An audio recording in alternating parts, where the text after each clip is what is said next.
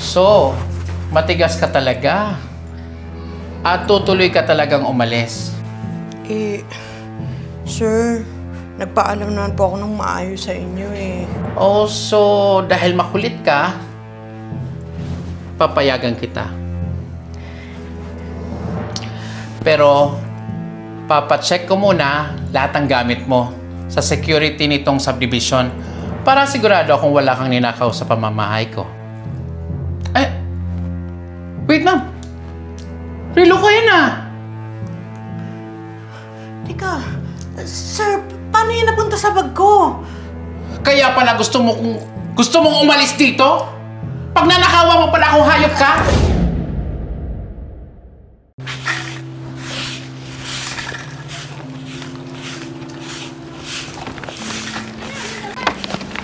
Uy, Be, kamusta? Eto, ayos lang naman. Ano, kailan ka ba magre-resign dyan sa among kuripot at diktador? Grabe, Be. Yung sahod mo panahon pa ni Kopong-Kopong. 3,500 per month. Tapos wala ka pang day off. Be, gusto ko naman na talagang mag-resign dito eh. Kaso, ilang beses na ako nagpaalam sa boss ko, kaya lang, di talaga ako payagan eh. Ayokong payagan. Karapatan mo naman yun, no? Don't worry, Be. Kapag nag-resign ka, may i-refer ako sa yung bagong amo. Talaga? Malaki yung pasahod doon, tapos mababait yung boss. Diyan lang yun eh. Tapos may mga benefits. Ay, sige na, Be. Sige na, Be. Nandiyan ako sir. Bye-bye. Ingat! Sir, ako na po. Ako na po.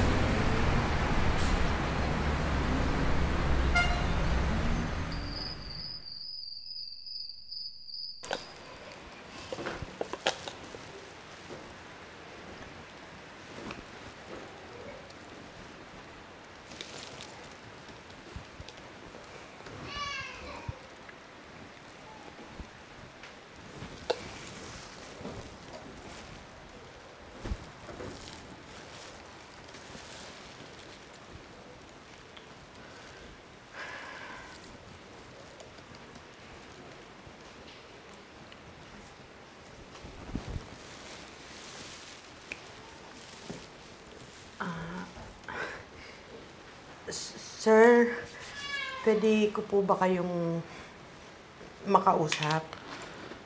Ano yun, Ate Rosie? Sir, gusto ko po sanang magpaalam sa inyo eh. Uuwi na po sana ako ng probinsya. Uuwi ng probinsya o maghahanap ng ibang trabaho? Sir, hindi naman po sa ganun. Uuwi po talaga ako ng...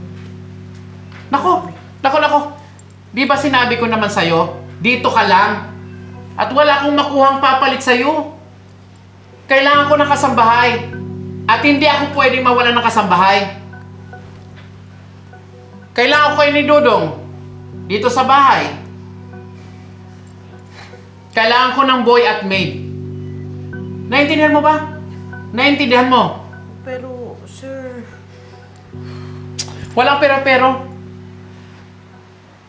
Pero pwede ko naman payagan kita makaalis. Pero, ipapablatin muna kita. Sir, wala naman akong ginagawang masama sa inyo ah. Wala naman akong atraso sa inyo ah. Naku! Wala! Sure ka? Basta walang aalis dito. Dito ka lang matatrabaho sa akin. Dodong! Dodong! Sir. Nalinis mo na ba yung garden natin? Opo, sir.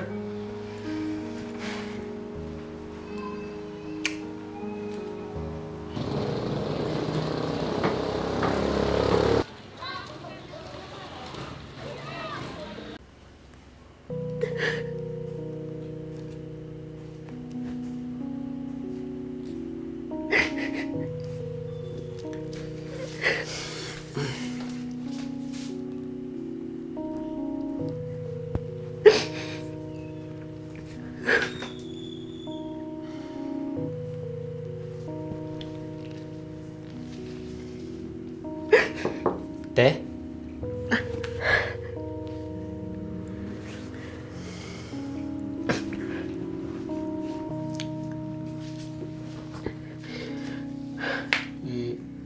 Te, okay ka lang ba?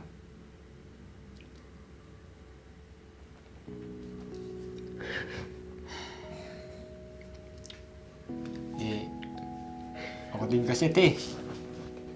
Gusto ko na ding umalis dito. Bukod sa mababa yung sahod natin dito, ugali din kasi yung amo natin, eh.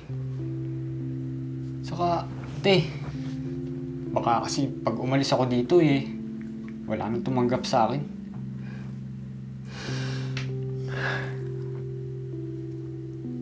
Meron yan. Masyado lang tayong tinatakot ni Sir Peewee.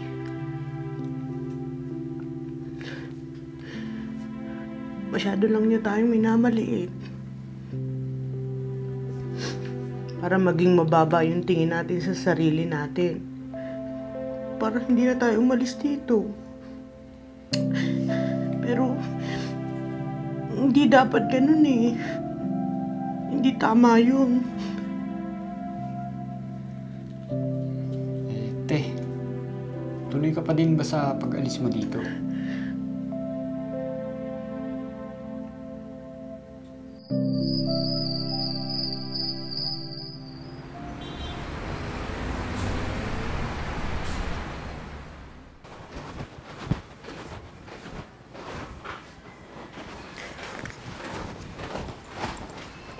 So, matigas ka talaga. At tutuloy ka talagang umalis. Sir, nagpaalam naman po ako ng maayos sa inyo eh. Sana naman po, irespeto niyo yung desisyon ko. Oh, so dahil makulit ka, papayagan kita. Pero, papacheck ko muna lahat ng gamit mo sa security nitong subdivision para sigurado akong wala kang ninakaw sa pamamahay ko. Ay, naku, sir. Hindi ko naman po magagawang magnakaw sa inyo, sir.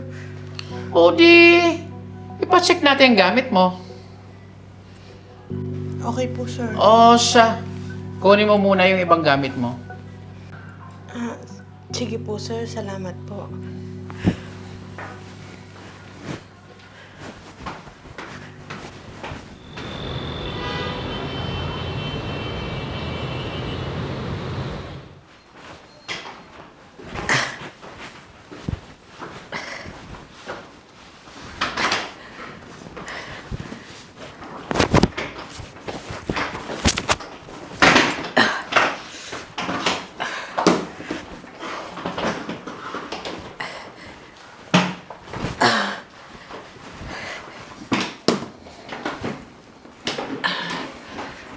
Ayan, Ma'am Guard.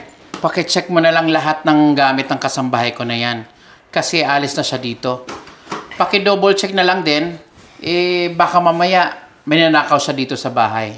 Okay po, sir.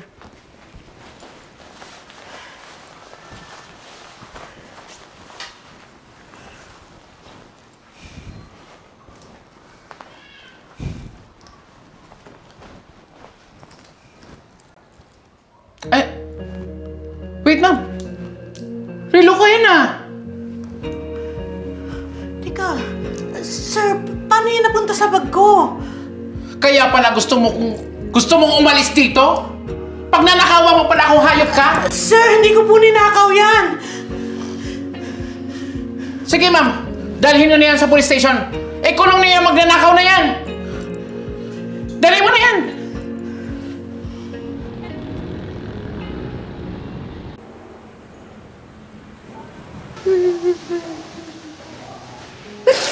Tako, sir. Kulong nyo na yan, magnanakaw na yan, sir. Sir, wala po talaga akong ninakaw sa inyo, sir. Wala. Pero kitang-kita namin na pinasok mo sa bag mo yung mamahaling relo ko. Sir, wala po talaga ako. Hindi ko po magagawang magnakaw sa inyo, sir. Naku, sir. Naku. Kulong nyo na yan. Kulong nyo na ito. Sige, Sir, wala po siyang kasalanan dito. Ito po, may ebidensya po ako. Dodong, huwag kang mag-alam dito, ha? Sir, hindi na po tama yung ginagawa nyo. Dapat po, matigil na yung kawalangyaan nyo. Naku, sir, huwag kayo maniwala dyan. Naku, mukhang magkasabwat yung dalawang yan. Ako na yan. Patingin. Naku, sir, huwag kayo maniwala dyan, sir. Saglit lang, sir.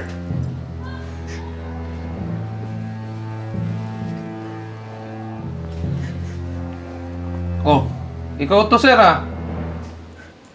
Yung bag niya to. Ayan, oh. Nilagay mo sa bag niya yung relo mo. Okay po, sir. Siya. Kunin mo muna yung ibang gamit mo. Sige po, sir. Salamat po.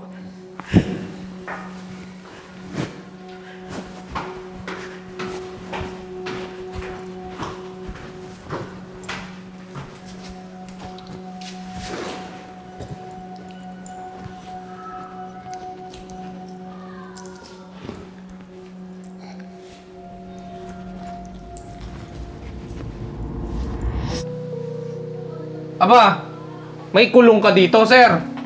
Ah. Sinetap mo tong si madam eh. Ha?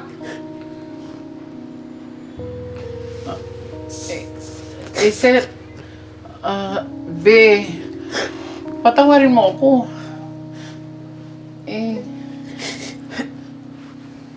Be,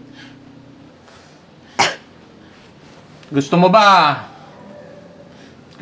I-demanda mo to? Ha? Ididimanda ko po siya, sir. Be, wag, Be. Be, patawarin mo ako, Be. Para yan sa pahirap na binigay mo sa akin. Be, Sir, naging maayos ako sa'yo. Pero ikaw, hindi ka naging maayos sa akin. Ngayon, ikaw naman ang mabulok sa bilangguan.